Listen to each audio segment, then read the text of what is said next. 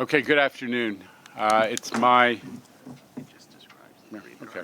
We're going to call the November CPOC meeting to order. I want to thank all the commissioners who have extended their day beyond the lunch hour to join us. Very much appreciate it. Do we have members of the public who are signed up to speak? Good afternoon, all. We have three public speakers. The first public speaker will be Charlton D'Souza, who will be followed by Jason Anthony. Thank you. Charlton?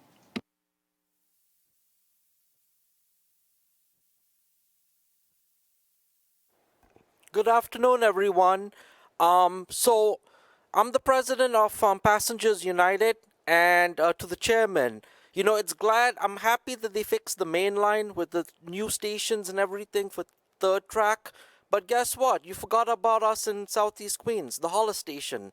Hollis on the Hempstead branch. It's one of the worst stations in the Long Island Railroad region. In fact, the station still has wood on the platforms. Every time a train comes, it shakes. There's been people who have been robbed there, pushed down the steps. That's probably one of the most dangerous stations, I think, in the United States, probably.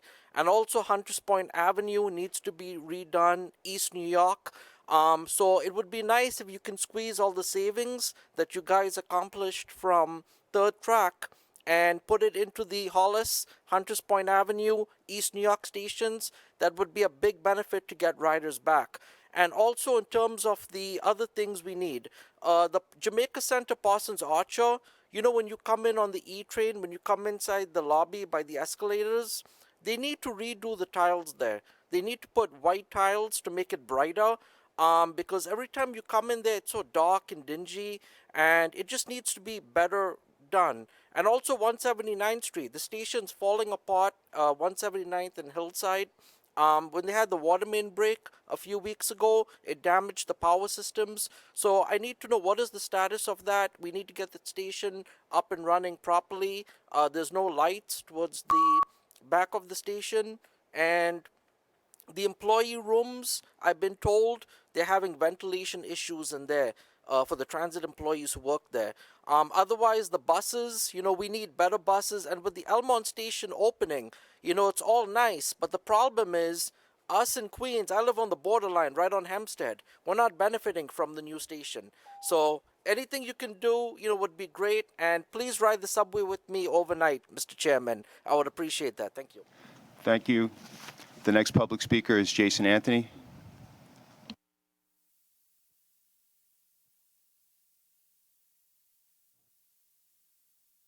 Good afternoon, Chairman Jan Lieber. After getting the good news from our beloved Governor Kathy Hochul, let's talk about some improvements in our beloved subway station. The previous speaker didn't mention 6th Avenue along the Canarsie line. That is a pure disaster. That previous speaker didn't mention Chambers Street along the Nassau Street line, among other subway stations that need a good improvement as well. So let's use the money that our federal government approved wisely. When I mean wisely, no cover-ups. We mean transparency. We mean we need more buses.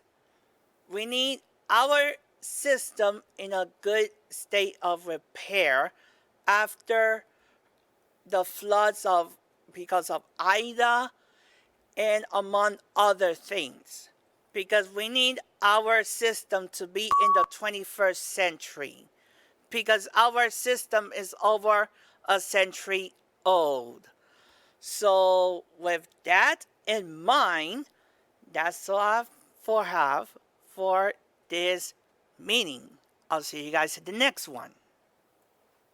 Thank you. The next public speaker is Kara Gurl.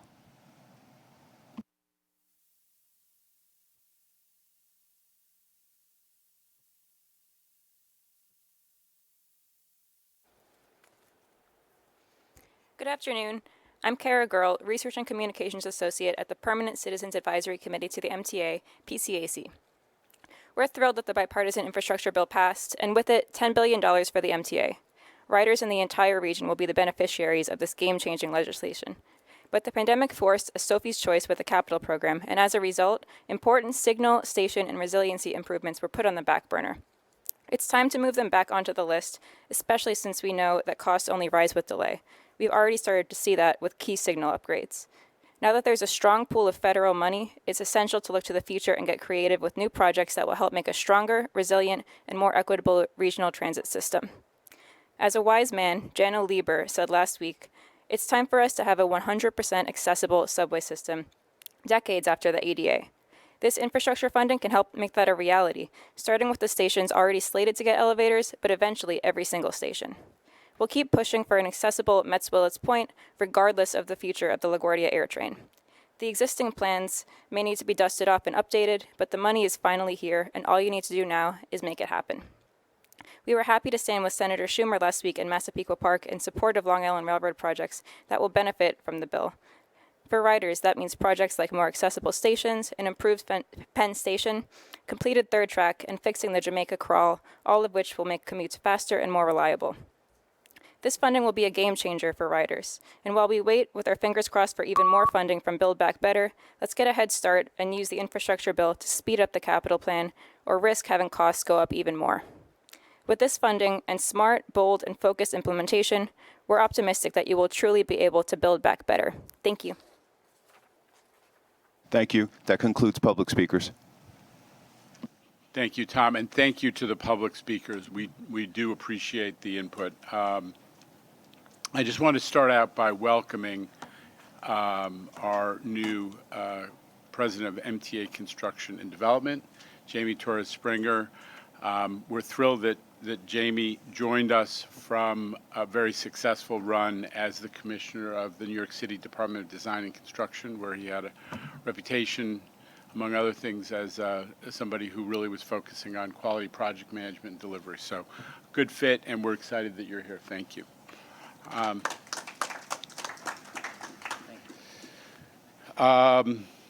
Copies of the October CPOC meeting minutes have been distributed and are available on the website. Are there changes or comments? No changes or comments?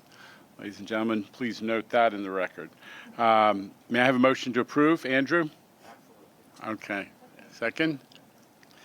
All in favor? Thank you. The motion carries. Mr. Savio, any changes to the work plan? No changes to the work plan. Okay. I think that I just want to start by having a little commentary on what we're all celebrating today, which is the president signing the bipartisan infrastructure bill. This is,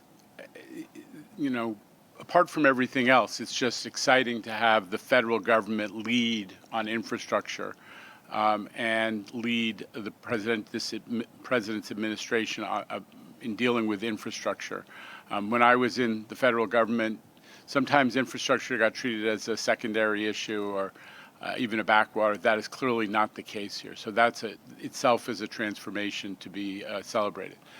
The second point I want to make is that there are multiple benefits to this for the MTA. Some is that we will be, the estimate is that there's $10 billion in this bill for us, but that's based on some projections. We have a guarantee of $3.5 billion of extra federal formula money over 5 years, so about $700 million a year. After that, we have to go and get the money out of the remaining money out of the various categories. But the good news is, even before we know what the process is, we know the categories are configured exactly with MTA priorities.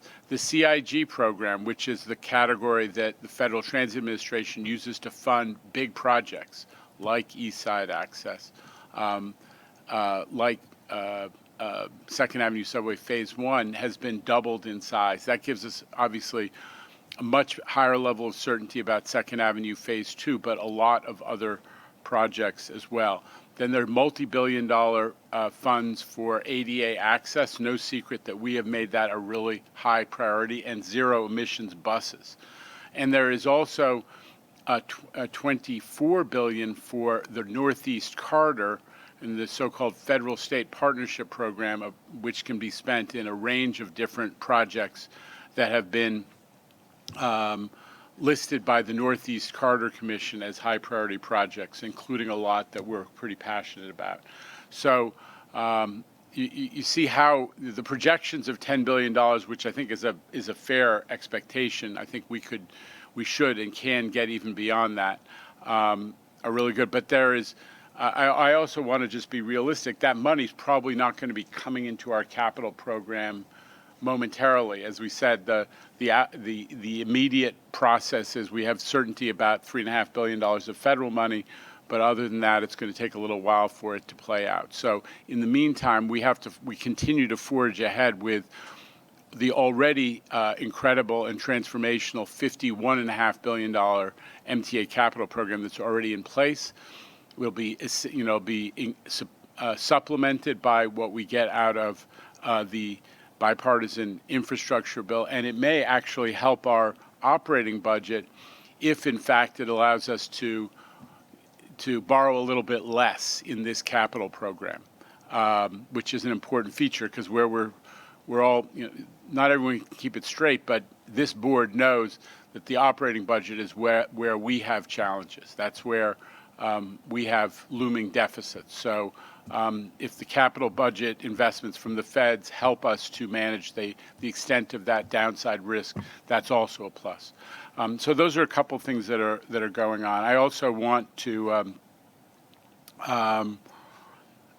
before we turn to the substance, to give my friend Jamie a chance to introduce himself because he's going to be carrying a lot of the load on all of this great stuff. Jamie?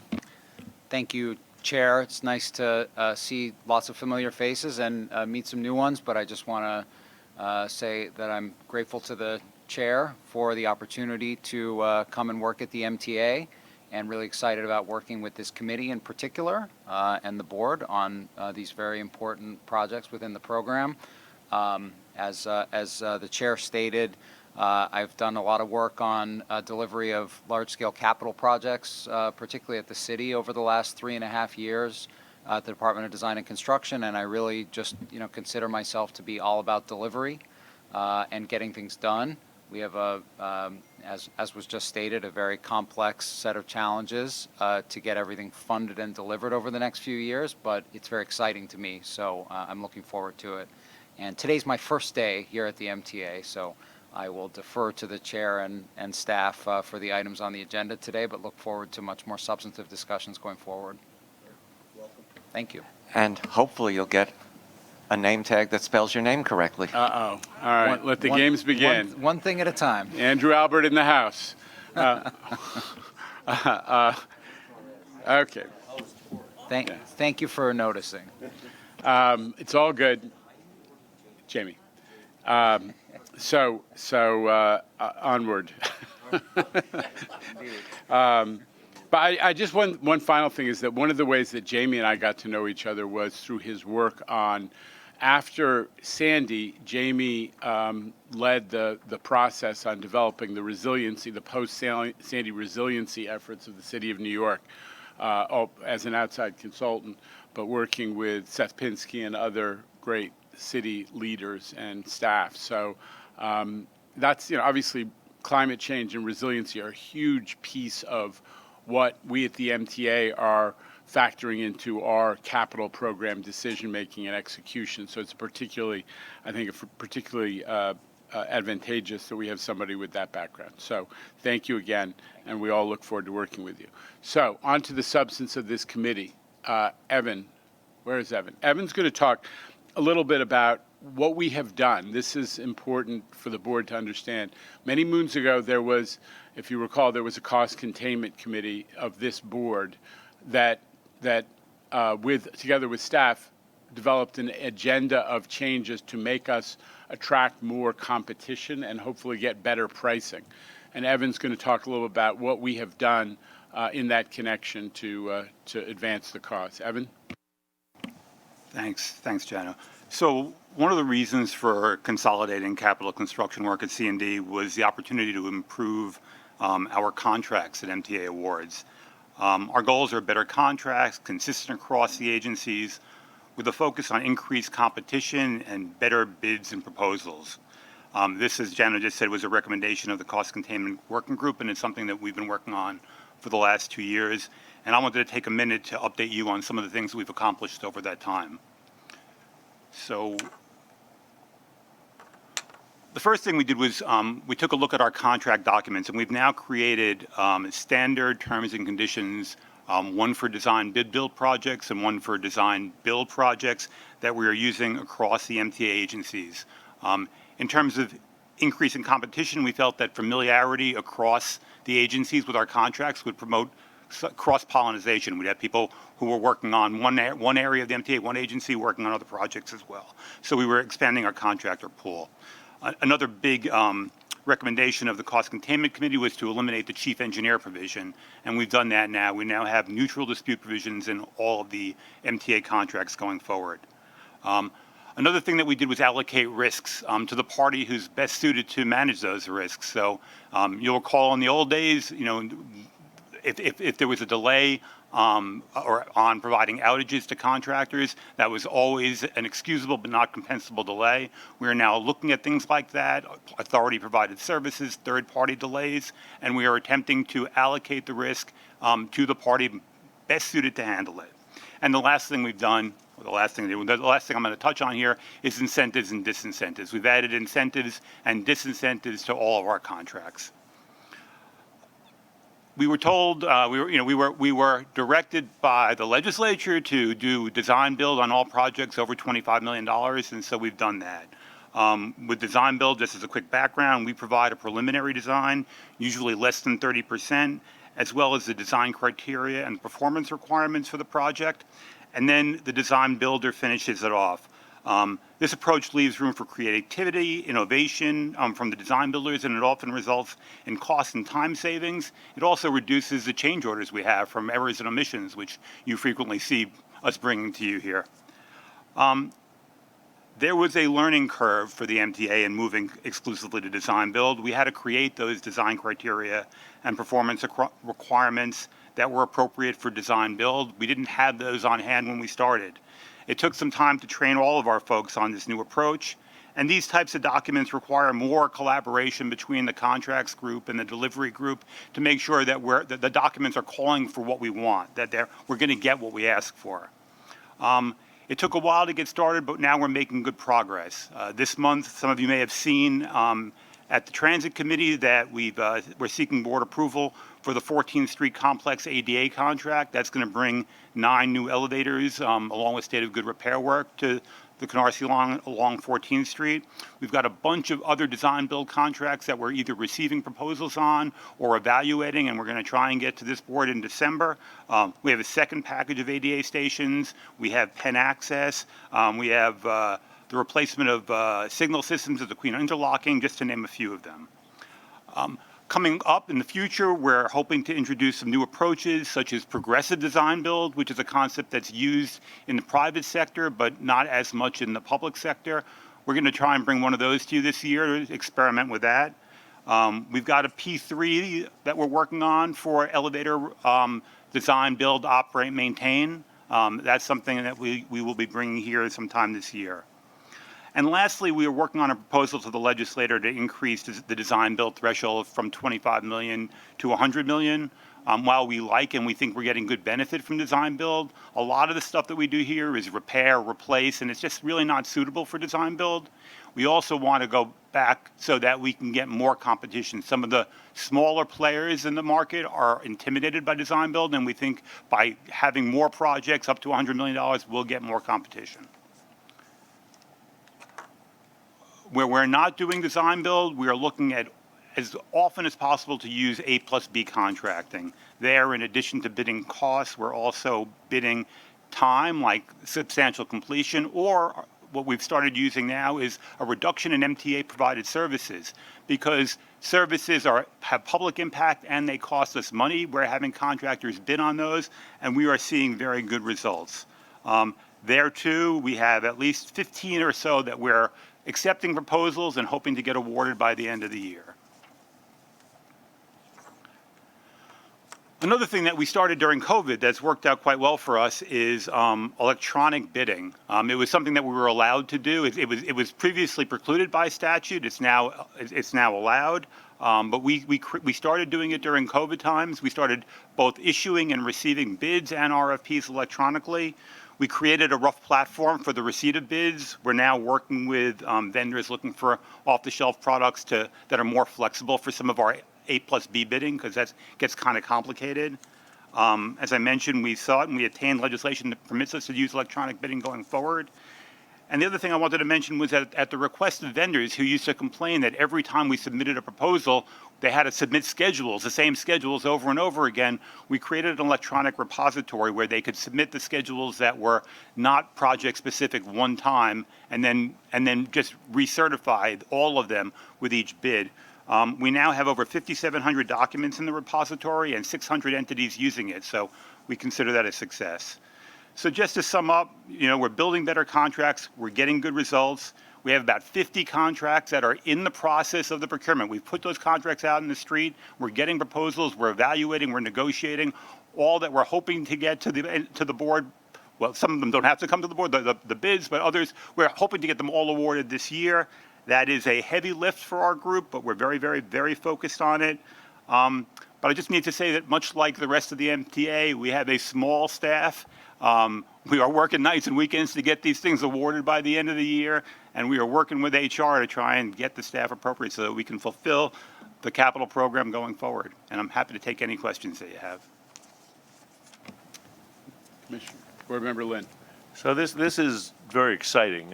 There's certainly hardly a month that goes by that there isn't another article on the cost per mile of the 2nd Avenue subway.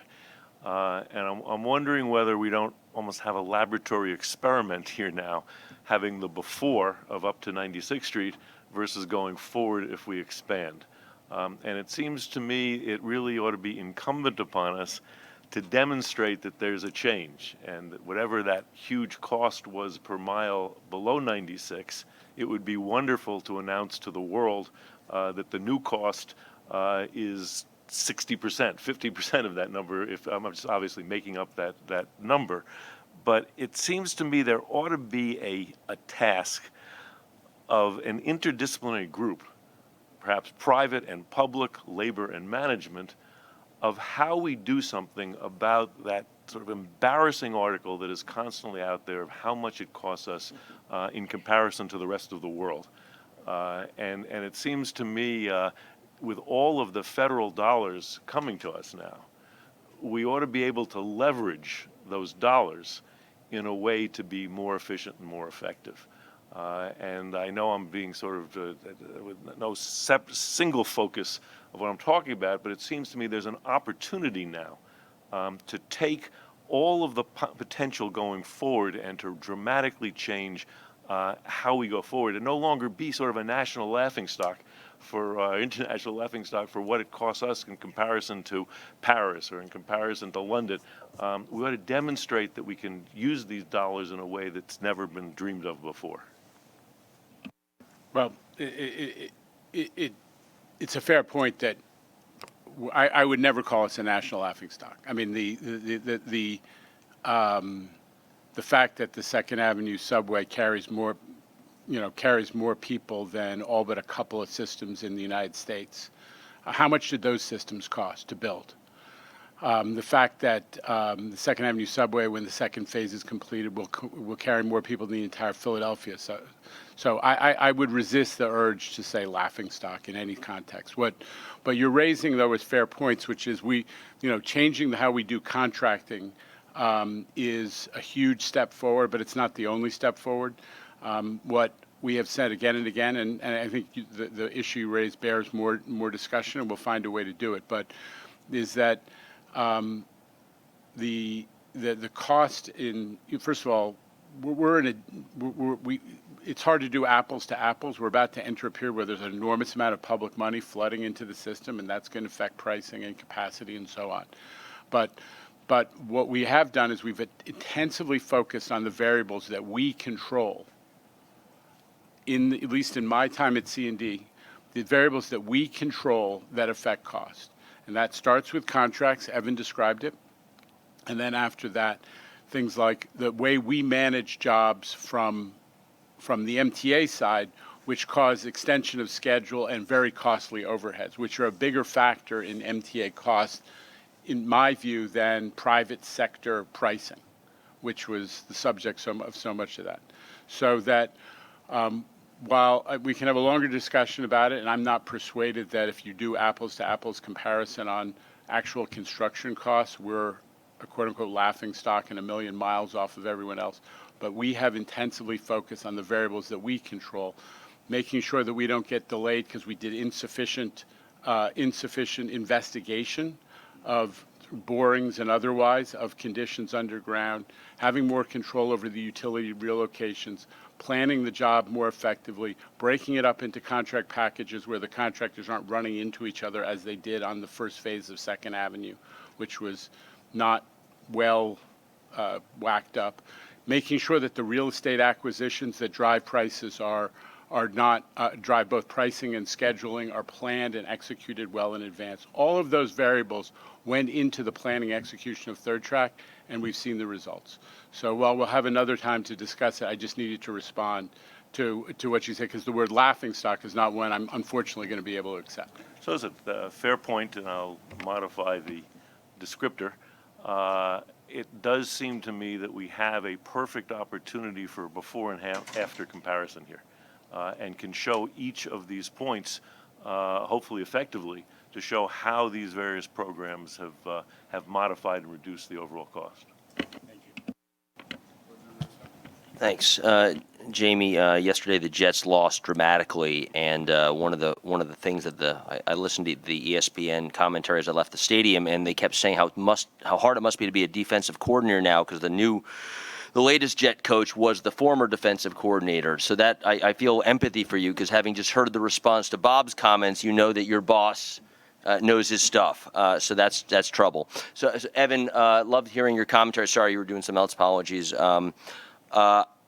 One of the reasons why in the past we hadn't done all those things, because it's not like that's new science, it's knowable stuff, but we hadn't done it in part because there was a view that the bidding community, the private sector that's supposed to bid on these jobs would revolt, they wouldn't like it, they wouldn't accept it, it was too much burden, blah, blah, blah. What's been the response in these couple of years since that cost containment committee was put together by the bidding community, those that do the work? How have they acquiesced or actually maybe been encouraged by these new processes? So I go and I speak to the GCA from time to time and other industry groups. We've gotten very good feedback. Sorry, the acronym GCA, what's that? The General Contractors Association. And we're getting very good feedback on our goals and on our contract documents. I have contractors come to speak to us, and we're receptive to hearing comments and changes. They love the no chief engineer provision, obviously. There's mixed on the design build. I think we have to increase competition. I think they all support a raise of the level from $25 to $100 million. I think they think in some cases, look, a lot of the work that we do is repair, replace. And just, you replace a lot of track. It's $150 million worth of track, but it's replacing track. Is that really design build? That's a hoop that we probably shouldn't have to run through. So I think they support that as well. But I think the answer to your question, Commissioner, is that yes, they are very receptive to what we're doing, with those caveats. Other comments or questions before we move the agenda on? Board Member Brown. Yeah, it occurs to me, or at least seems to me, that you can get at a lot of the comparables here are very complex. One project compared to another. You have to throw in so many variables to tell. But shouldn't we be able to tell the success of the program by two things: how many bidders we're getting on the design build contracts as opposed to the RFPs that we had before? So you should be able to see in that. how it has affected competition. The other thing would be change orders. How over time, I mean, we may not be able to determine the change order costs for maybe 10 years on some of this stuff. But those two things are what I'm looking for in this, is see like how many bidders do we got on this now, and how many change orders were required to complete the job. Your point is well taken on change orders. I would caution against using the number of bidders because design build, as Evan's comments suggest, design build, not every contractor is ready to take design risk and manage design. So you tend to have design companies that do design build effectively be the larger contractors. That's precisely the reason why we are proposing, and we're going to work with the state to propose to raise the threshold for design build to $100 million, because there are a lot of good contractors who are smaller who aren't necessarily ready to manage design and take risk on design. So that's one variable that may affect that equation. But we're going to work on change orders, and your point is well taken. As usual, you've mined out the nugget of common sense in my statement, which was always my position all along, that those that sought greater numerical competition were barking up the wrong tree with design build. But I think maybe the change in numbers, each time you change these, you've skewed the comps, the comparables. And I think in the end, we're moving in the right direction. That's all I'm concerned with. And Jed, if I could just add one thing to that, which is we are seeing good competition on the design builds. I just want to point out, because you're going to see this as we bring them to you, with the design builds, we use a two-step approach. So we do a statement of qualifications first. We're getting 7 to 8 on each one of those. We narrow it down to 3 or 4 for two reasons. It really ends up being the same reason, is design builders have to do more work than they would on a bid to do a design build project. And they don't want that kind of competition when they're spending the time and money on it. So they prefer a 3 to 4 player playing field at the RFP stage. So what you'll see when we bring these to you is a larger group generally, although on the very expensive ones there's less competition, but a larger group narrowed down, and then we take it from there. I just wanted to point that out because you'll see that as we bring them to you this month and next. Other questions or comments? Okay. There being none, I'm going to ask that we show you a video about our CBTC projects, which is, I think, queued up and ready to go. Most of our subway system still uses 1930s outdated signaling technology that is fast becoming too old to maintain and increasingly prone to problems. The way forward is CBTC, Communications-Based Train Control, a more modern, reliable signaling system that allows trains to safely run faster and closer to each other. We've been hearing about the many benefits of CBTC for years now, but what does it look like? There are 3 active CBTC contracts right now: the 8th Avenue CBTC project, the Culver Line CBTC project, and the Queens Boulevard Line CBTC project. First, let's take a look at what's happening at the 8th Avenue project. This is the new 34th Street and 8th Avenue signal relay room. And this is what it looks like in the beginning stages of the construction. On my left-hand side and your right-hand side is the power wall, with all of the new power and power distribution for the new signal system will come into play later on when we wire it up and cut in the power. Behind me is the cable plant. All of the cables that come from the field, and they're all collected in this room, and they'll be distributed on racks. Eventually, these rooms will be filled with these relay racks, power, and other equipment. We'll see what that looks like later on when we talk about the QBL project. This is what's called an entrance rack. So these cables will come in and be terminated on the entrance racks. Building rooms like these and pulling the cable to them amounts to a significant portion of the project. There isn't much to see in the tunnel, and that's the point. CBTC is a more automated system, which means there's less wayside equipment and therefore less to maintain. So what you're seeing here is a contractor splicing fiber optic cables to the wayside radio cases. I have approximately 70 of these radio cases to splice. One of the unique features of the 8th Avenue project are these axle counters. They monitor the length of trains as they pass over them as an extra layer of safety, and they also help work trains safely navigate CBTC areas.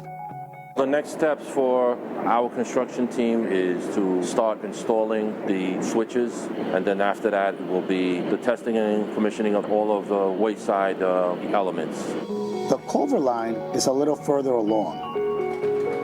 It's an elevated line, so work is limited to daylight hours.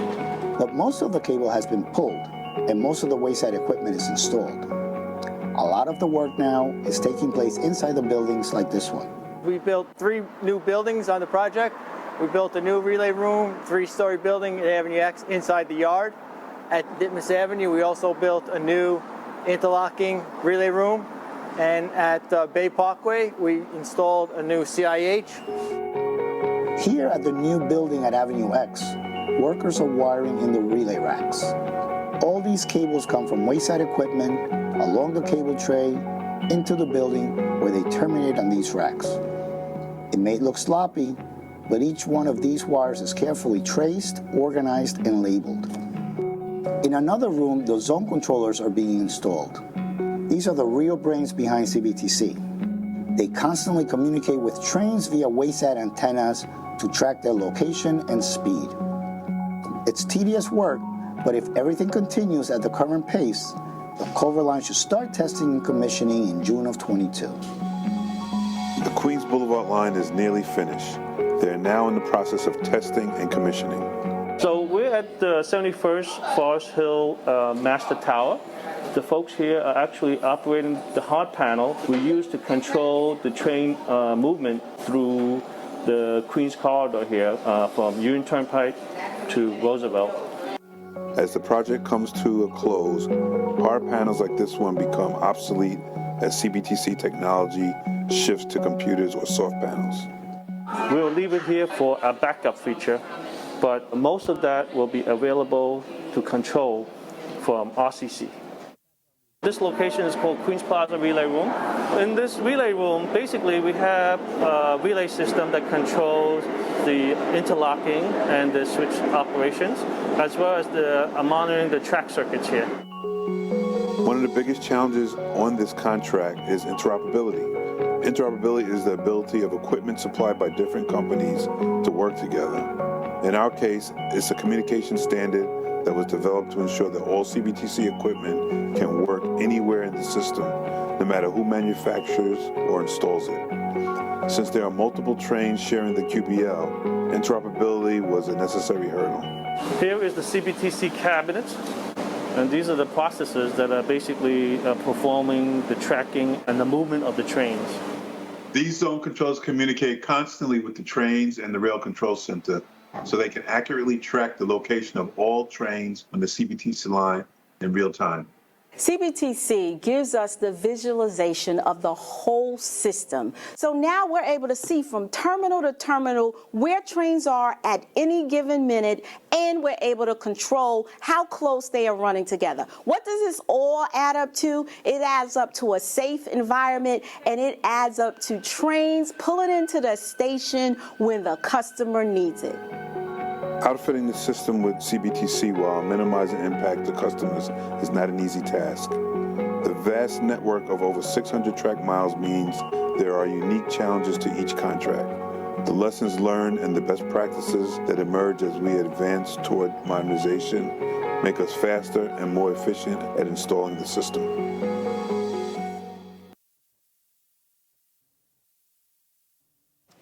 Thank you. And now we're going to hear a little more from the voice of much of that video, Bob Gomez. Good afternoon, everybody. My name is Bob Gomez. I'm the Deputy Business Unit Lead for the Signals and Train Control. The Signals Business Unit is responsible for modernizing of the New York City transit signal system.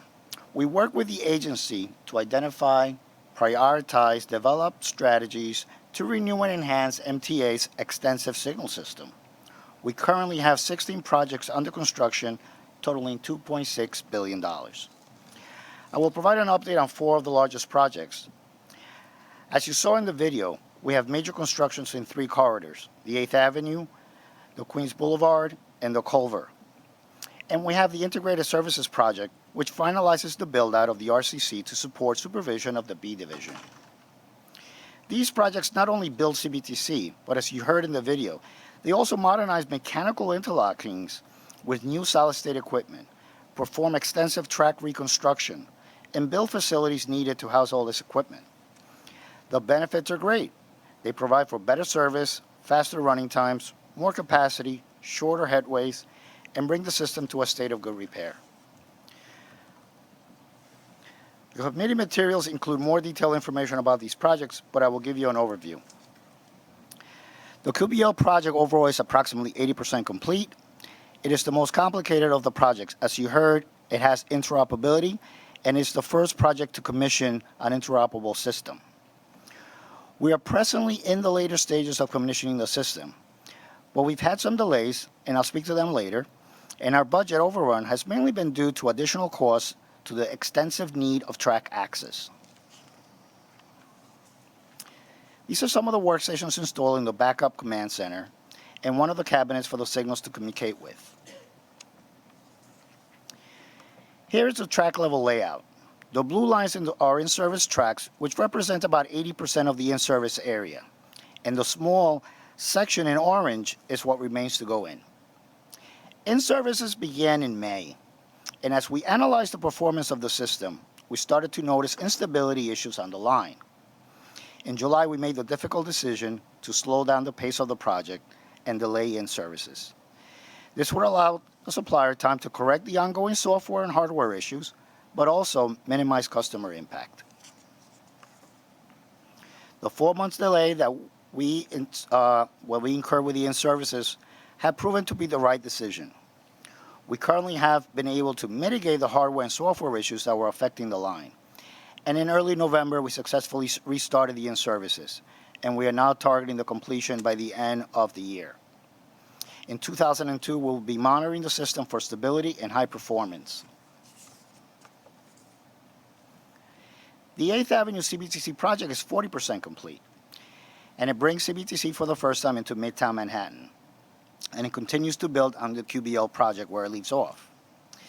This is the first signal design bid build that we put out with an A+B procurement award, which translated into savings on track outages. The project is on time and within budget, and the contractor, LK Comstock, is having great success in managing the project. We are over a year into construction, and our main focus is rebuilding the 2 interlockings, 34th Street and 42nd Street, in the color bubbles. This will replace antiquated 1930s mechanical interlockings with new solid-state equipment. Here you see some conduits being installed, and a radio case having been installed. The Culver project is currently 67% complete. The project has made progress in the construction of new signal facilities at Ditmas Avenue, Avenue X, and Bay Parkway. The project is within budget, however, it is behind schedule, partially due to Siemens, a major supplier, impacted by COVID-19, and other issues I'll discuss at later slides. Here you see the future in-service mapping of the line. We're currently doing reconstruction of the tracks, pulling cables, and room installation. We're expecting to do CBTC installation and testing by 2022. These are some of the new racks delivered to Ditmas Avenue interlocking. At this elevator interlocking, we found deterioration of the line structure, which created settling of the tracks. This created major challenges to the construction of the track work and contributed to delays on the project. We have been working with a contractor and MOW to remedy the situation. In addition to the track work challenges and Siemens' delays, the contractor, Tudor Perini, was impacted by supply chain issues with the procurement and manufacturing of their signal cables. The C&D team has, however, been working tremendously in assisting the contractor and helping them obtain cables from other contractors, by helping them obtain greater available track outages, and helping them resolve the track conditions with the use of fiber foam reinforced ties. The ISMB program is 61% complete, and it completes all the infrastructure needed for the signal system at the RCC, including large-scale displays, build-out of the south wall, floors, fire alarms, HVAC, sprinklers, and communication equipment at remote locations. The project is on schedule and within budget. At the RCC, we see the progress on the south wall with the large-scale display, and you also see some of the cabinets in the remote locations. We're rescoping some elements out of the contract, and we're working with our IT group to develop the data warehouse software in-house. These changes are better aligned with the current needs of our users. Thank you, and I'll take some questions. Let me just add one thing to Bob's last point, which is that part of the rescoping may be to address issues that are that were related that played some role in the meltdown that we had, whatever it was, 2.5 months ago. So that analysis is still ongoing. I don't want to get ahead of it, but that is also may play a role in adding or subtracting scope from that contract. Andrew, you had a question. So when you gave a presentation on the Queens Boulevard line previously, I asked you what happens when you get to 47th, 50th Street or 50th and 8th if the 8th Avenue portion is not done. How is that helping people when you won't have CBTC territory on the same line that you're on? Now that I see this map, I see no plans for our train CBTC south of Queens Plaza. I don't see any plans for the Broadway line. So what happens to those riders? How is it helping them?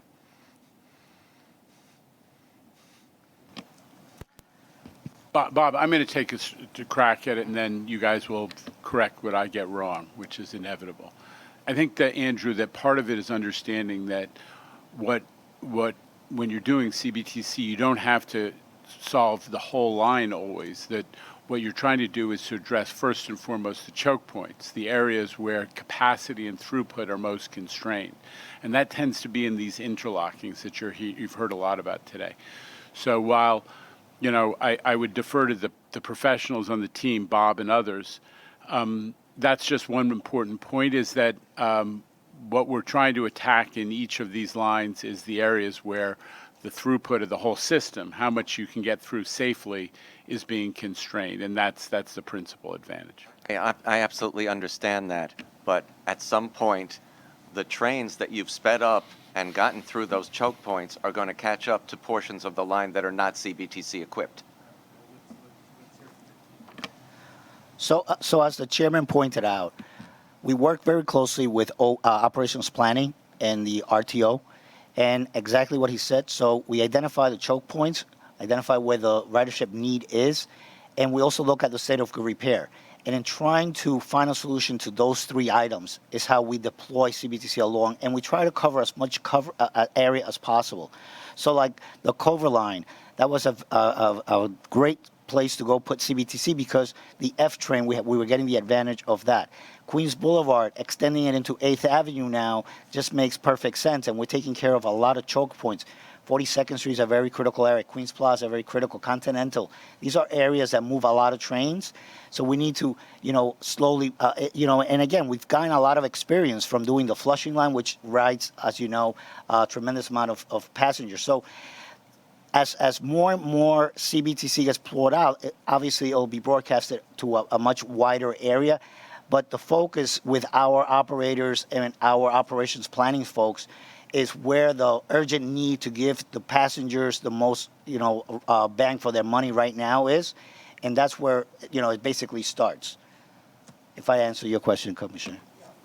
Obviously, the 7 and the L line were discrete lines. They don't join with anything else, so it was much easier to do it on those, and the entire line got the benefit. What choke point are we referring to between Church Avenue and Coney Island, other than approaching Coney Island, basically, on the Culver line? Right. So there we got CBTC for a huge discount because the F train was coming already down. The ridership there, it was not necessarily due to the ridership that we needed. However, that was considered one of the worst areas for what we call falls clears, where there's safety dangers to the interlockings.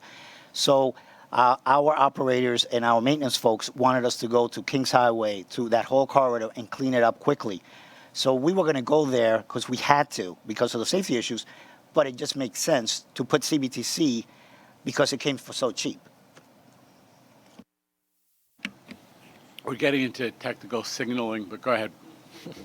Yeah, just one question, and maybe we've seen this before, but it seems we look at a whole series of metrics every month, and I'm wondering whether or not we could see a comparison of where there's CBTC, of metrics before and after, and those lines with CBTC and those that don't, and really see in 3 dimensions exactly what's going on here. It's easy to do. The 7 line went from being 67, 68% to 92% on-time performance, and its capacity and the number of trains that can be throughput in the peak was raised by, what was it, Bob? About 30%, something like that? Yes, that's correct. So we can do that. We'll do that quickly just because it's a good reminder. Yeah. Please. Thank you. Jamie, this is for your sake mostly. This board has not often gotten involved with contractors. On occasion, during particularly the positive train control elongated implementation, this board called both some Siemens and Bombardier before it to, if you will, call them on the carpet to say WTF, and to show that the board actually was getting frustrated. And the governor was deeply involved at that point, as well as many of his representatives on this board. And I extend to you that same opportunity for this board. I heard the name Siemens. I get a chest pain when I hear their name, to be frank with you. Rhonda, myself, and Randy actually had to fly on July 3rd of 2019 to Pittsburgh to go demonstrate that the board really did want the damn thing to be put in place. And I'm sure it's a different division of Siemens, but I'm saying generally speaking, if you find you're having trouble, this board would love to call people on the carpet for all the billions we pay them to ask what is going on. Thank you very much. We'll keep that in mind. Okay. All right. No further at this point. We just want to get to another topic, if the board's okay with that, which is the small business program. Nan Eng is going to report on that. Nan.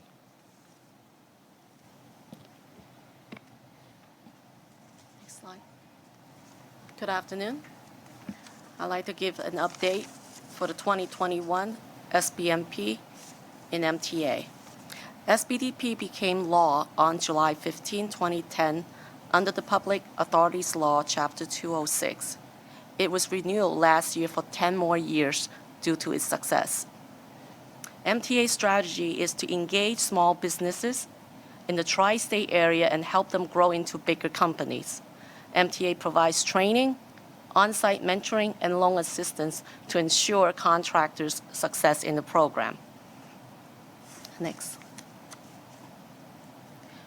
Within the SBDP program, we break up projects into 3 tiers by size of contract to help the smallest companies to become competitive. In total, we are hoping to meet our goal of $70 million. Next.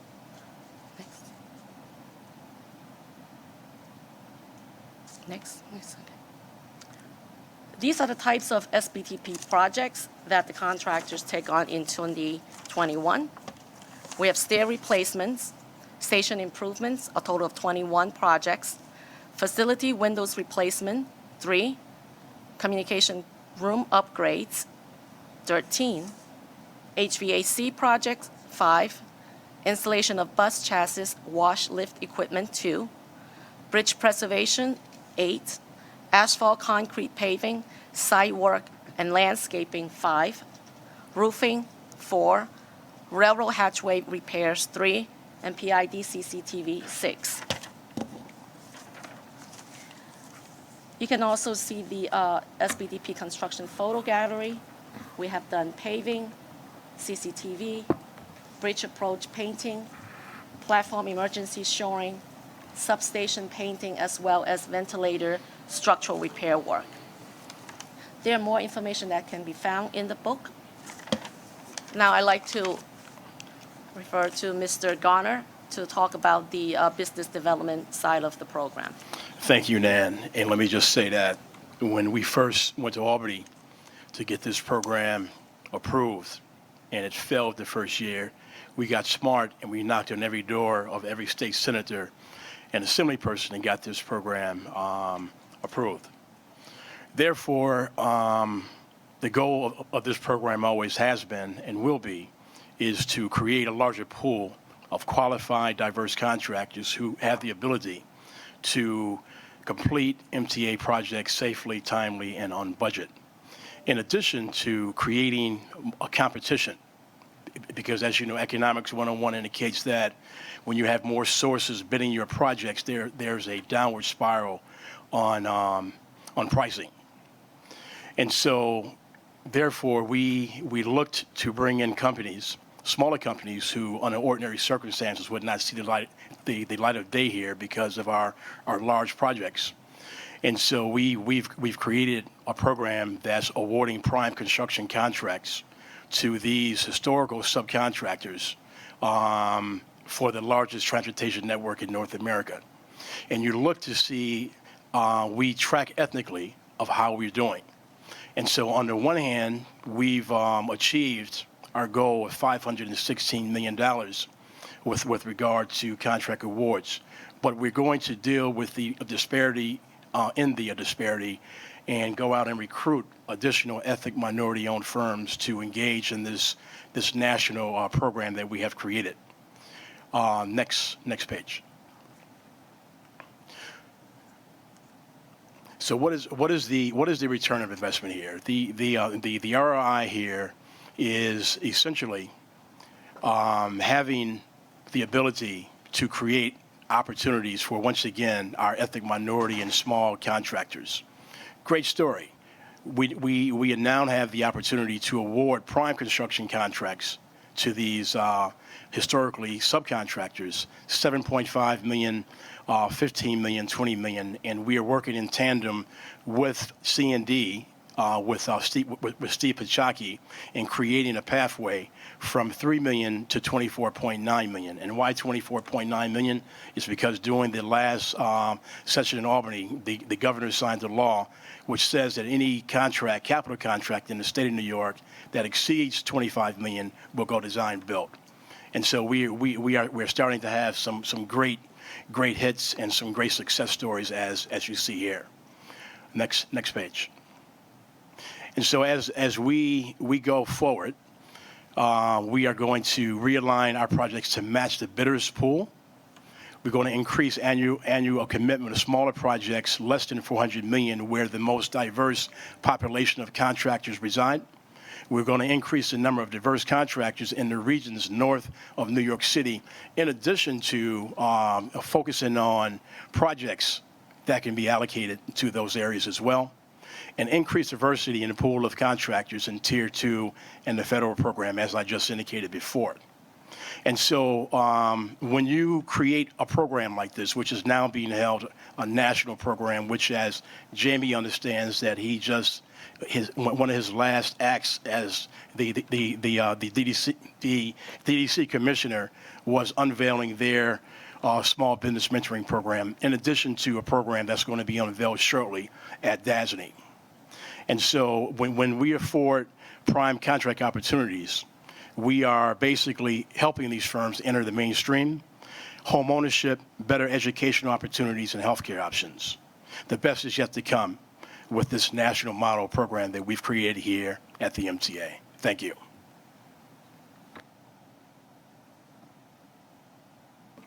Invite questions or comments from the board at this time. Okay. I unsurprisingly screwed up. I do that sometimes, and I skipped over the independent engineer's report on the CBTC projects. Apologies to Joe and the team. Go ahead. Joe, can we ask you to double back and do that commentary? Thank you, Mr. Chairman. The IC is reporting on 3 CBTC projects today. Our report on Queens Boulevard line begins on page 18 of your book. The project is 90% complete, but has experienced a budget overrun and is behind schedule.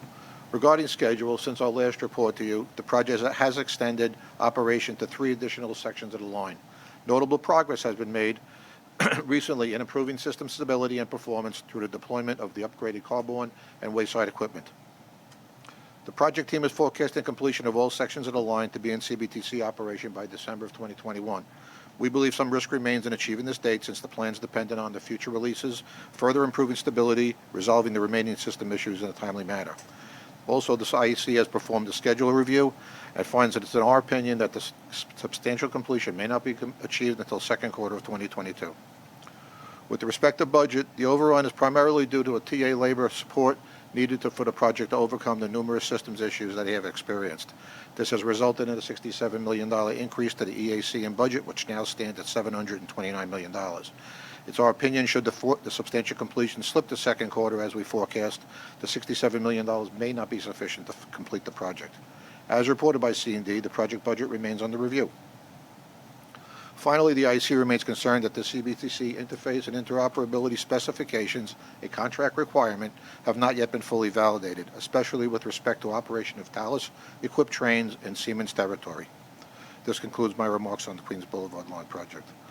I'm going to jump over 8th Avenue. 8th Avenue is on time and on budget, and so I'm going to jump over to the Culver in the interest of time. The report on the Culver Line project begins on page 27 of your book. The project remains on budget but has experienced a 10-month delay from the contractual completion date of August of 2022. Regarding budget, the project costs are trending somewhat higher with an additional $5 million in TA labor and engineering force account due to delays.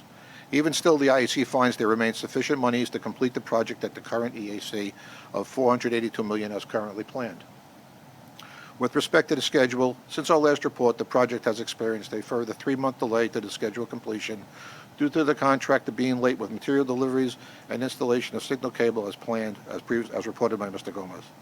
In our opinion, the project will likely continue to experience delays as indicated by the contractor's progress to date, as well as the level of effort needed for the testing and commissioning of 3 entirely new relay rooms.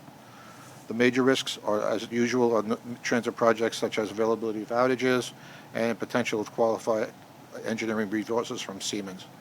Should be noted that the project has achieved a significant milestone as of late by completing the modification to the existing structure, which supports the new switches at Church Avenue. And that concludes my remarks, Mr. Chairman. Any further commentary or questions? I just want to say one thing about Queens Boulevard, which is, so we're all absolutely clear, when the team started to sense that there were some of these software difficulties, which were I wouldn't say surprising in light of the history of software and Canarsie Line and Flushing Line. We made a decision that because we were operating less than 50% of passengers with 80 to 100% of the service at that time, that it was not worth disrupting operations in order to keep the schedule. So if you want to put that schedule delay on anybody, the project team made that decision openly, and after discussing the trade-offs, I think we conveyed that to the board, but it just needs to be clear. That was a strategic decision not to take risk to service at the time when we were trying to bring people back, and the pressure on capacity needs was not as much as we hope and expect it will be in the future. Anything else? Mulligan, you're going to now talk about where we are with commitments, correct? Overview. Yeah, very briefly, Please. the commitment and completion report is in the book, but just to quickly give you the highlights, through October, we've committed $2.6 billion versus our $4.4 billion year-to-date goal. On commitments, we're forecasting out of the overall yearly goal of 6.2, achieving 4.9 billion. That's 79% of those projects. I'll just point out, as we had a longer discussion last month, there are a handful of very large contracts that weren't part of that initial goal that we're pushing very hard to deliver by the end of the year, which will likely bring us above that number in the final accounting. On completions, similar situation through October. We've completed 3.2 billion of major projects versus a year-to-date 5.6 billion goal, and we're forecasting 77%, which is 5.5 billion for the year. Questions and comments? Okay. We have a lot. I mean, the subtext of what Tim is saying is that a lot is hinging, in terms of our year achievements in both major categories, on what projects do or don't get through the eye of the needle in the next month. And we're all looking down at Evan Iceland, right, to make sure that no one misunderstands where that process lies. Other comments before we adjourn? Questions? Which I like to leave room for random outbursts. Mike, you're always good for a random outburst. Go for it. No, I just wanted to, it was my oversight to not thank the outstanding team that we have that drives efficiency in the small business mentoring program. So they should be acknowledged for this program. Thank you, Mike. Important point.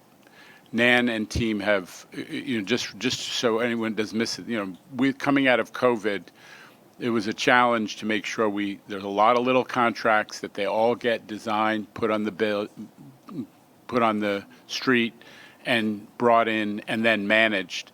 And our small business team that Mike just complimented, as well as his team, has done a hell of a job. So thank you to all of them. All right. Hearing nothing else, I'm going to move to adjourn. I hear the motion, and we are adjourned.